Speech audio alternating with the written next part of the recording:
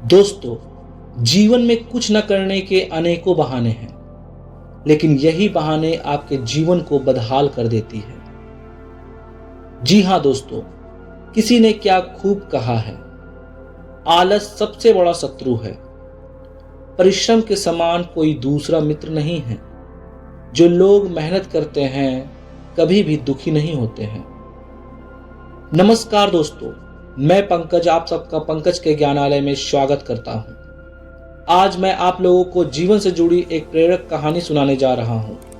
कृपया ध्यान से सुनें। एक बार गुरु ने 2 शिष्यों को दीक्षा दिया। गुरु का नाम था महर्षि विष्णु और शिष्यों के नाम थे आदित्य और राजन।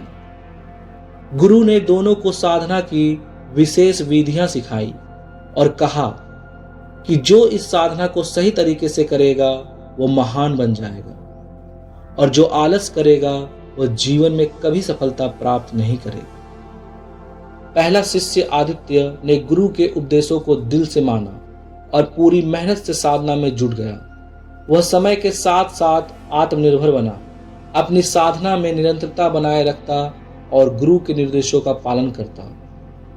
उसकी मेहनत और समर्पण से उसकी आंतरिक शक्ति बढ़ी और वह ज्ञान और साधना में बहुत आगे बढ़ गया। समय के साथ वह एक महान साधक और ज्ञानी बना।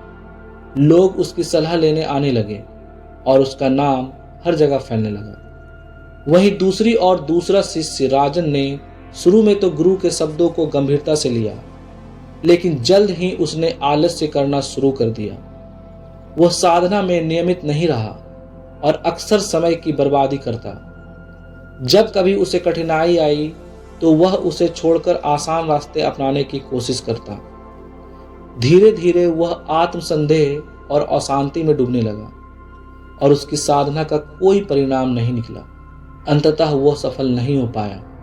कई सालों बाद गुरु ने दोनों शिष्यों को एक जगह पर बुलाया और उनसे पूछा, आदित्य, तुम्हारी साधना में क्या परिवर्तन हुआ है? आदित्य ने उत्तर दिया, गुरुजी, मैंने आपके उपदेशों का पालन किया और पूरी मेहनत से साधना की।